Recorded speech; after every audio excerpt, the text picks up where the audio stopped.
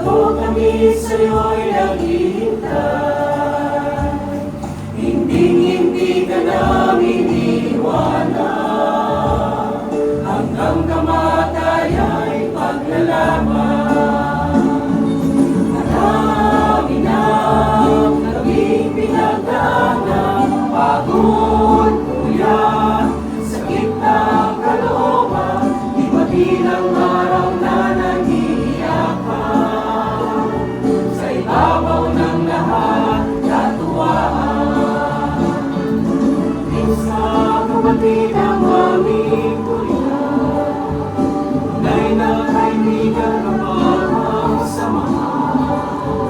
Kapag nagkikita ayaw maghiwalay, laging inaabot ang madaling araw. Sa kailangan nagkasama, tayo ng pusong maglingkod sa Diyos mo. Matibay na buklod ng pagkakaisa, buong kagalakan susunod sa Kanya.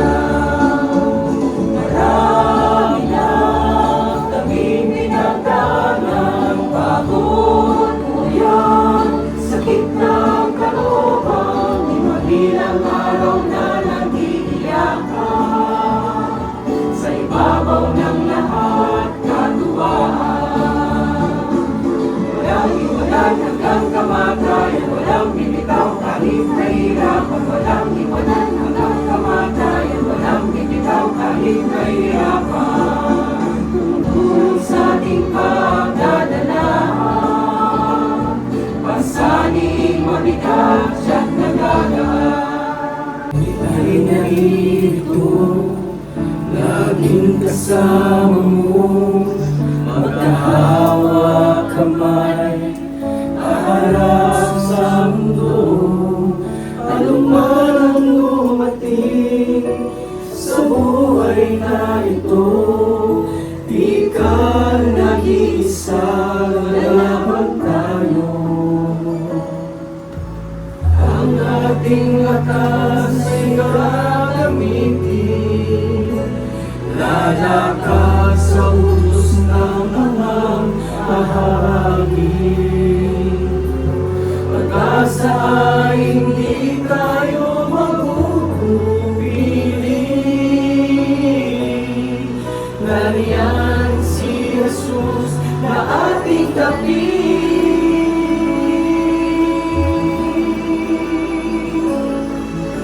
Tumitay ka, aming kapatid,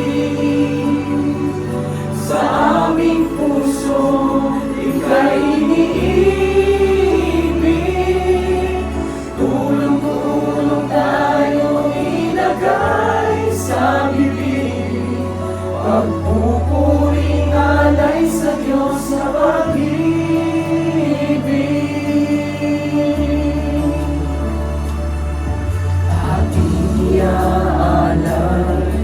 Ang pinakamataas, pagpupuring handog sa ating nililiyan.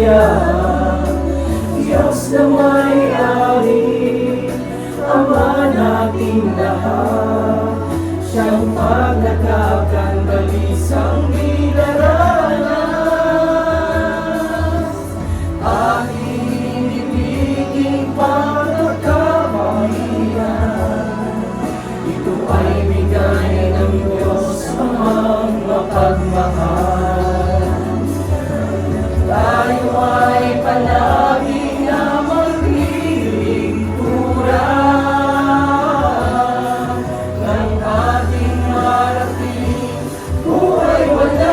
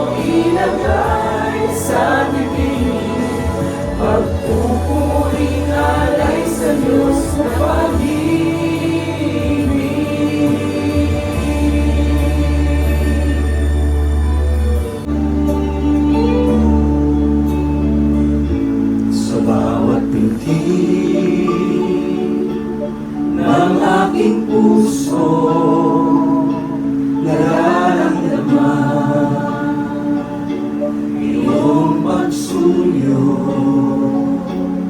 bawat araw, awa mo'y bago. Salamat sa pag-ibig sa mga daing ko. Salamat ako,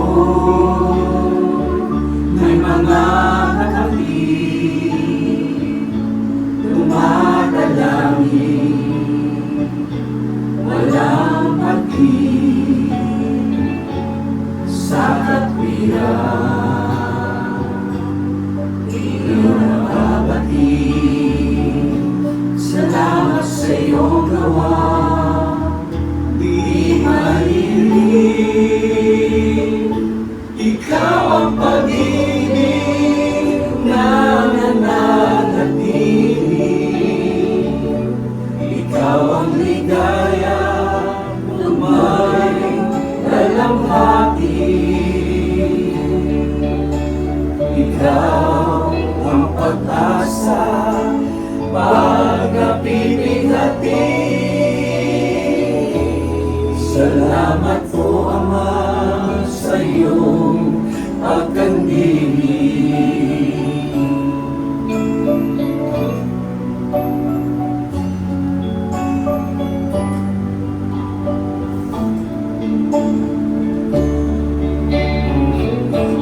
Iyong salita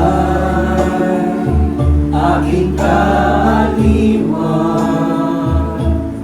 kagalakay iyong kautusan. Ihaya itong kaibigan, samahan mo ako magkakailan pa man. Ikaw ang pag-ibig na nananatili. Ikaw ang ligaya kung may dalamhati. Ikaw ang pag-asa pag napipigati. Salamat o Ama sa iyong pagkandili.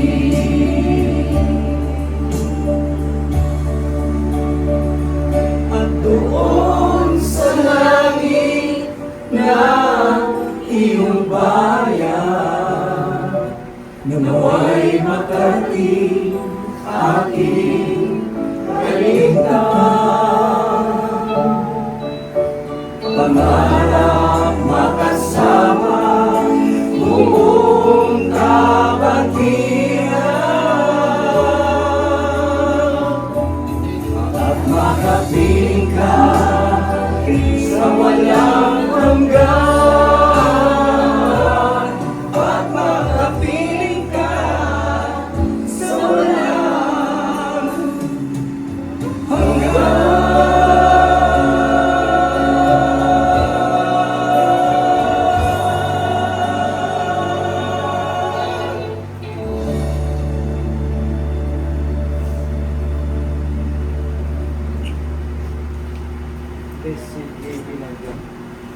Salamat sa Diyos.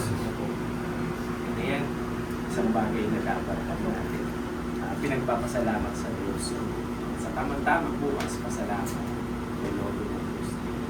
Pwede po kayo maghandog. Isang bagay yun. Unawa natin yung pagliligtas ng Diyos. Dapat ano yun? Kusang gagawa sa atin. Pagpapasalamat. Kaya dapat ano yun? Hindi natin iwalit pangalan yung pagliligtas. Minsan, pangalan natin normal lang, hindi bang bago na dumadaan sa atin para ako sa maghapon, sakit. Pero di ba, kung di sakit na, mamamatay. Ngayon sa inyo, hindi po biro yun eh. Di ba? Awa ng Diyos po yun. Kaya isang bagay na nagtutulong sa akin yung araw ng Diyos. Yung mga ganyang bagay, pinagpapasalamat sa Diyos. Yun, salamat sa Diyos. Mas malakas pa kayo sa hindi mo namin inaasap, pero ang tulong ng Diyos talaga ako nagulat eh. Akala ko, nakaano na si Sis Wilma rito. Gusto ko pala maglaba eh. Kaya, yun. Nakakakla naman po talaga kami bukas sa loob ng Salamat sa Diyos. Texas. Kahit nga po nung nakarang Sabado, ramdam ko na rin naman po na kaya po pinimaan na rin po namin ng pagpapasalamat. Kaya po makit din ang kahit pasalamat ng ano yun, bukisan. Makit kaming dalawa. Dahil po sa mga inimaan na namin ng pagpapasalamat kung ano man yung kalooban ng Diyos. Ano naman yun? Sabi nga ng Biblia, di ba? 5:18 ng unang Tesalonica. Sa lahat ng bagay, magpasalamat kayo. Walang pwera nyo. Lahat. Lahat ng bagay, magpasalamat kayo. Sapagkat ito ang kalooban ng Diyos kay Kristo tungkol sa inyo. Kaya ano man yan, maliit na bagay sa tingin ng iba, pero sa iba, malaking bagay. Hindi maliletrahan yung pagliligtas ng Diyos pagka nandun ka na sa sitwasyon na hindi mo na alam ang gagawin. Minsan, merong iba na ano na eh, nababalisa na ng sobra, hindi na alam ang gagawin. Awan ng Diyos, payapa yung kaisipan natin kahit ganun tayo kung mga pinagdadaan. Isang bagay na tinatanong natin ng Panginoon sa puso mga bagay. Kahit pa paano, mayroon tayong papayapaan sa isip, sa puso, sa kabila ng ating pinagdadaan. Salamat sa Diyos kasi intact tayo magkakapatid na nagtitingin ng palagi para matupad natin yung kautos ng Diyos. Salamat sa Diyos sa isang pagliligtas na bagay na dapat ay tinatanaw ng isang Diyos sa Kanya. Pagliligtas. Kaya, yun. Hindi na, kaya minabuti namin na madalaw kayo. E paano makita namin? Kasi sabi ko sa David, uuwi na po. Teka, nakaka-opera lang ha. Uuwi na. Yung pala, yun.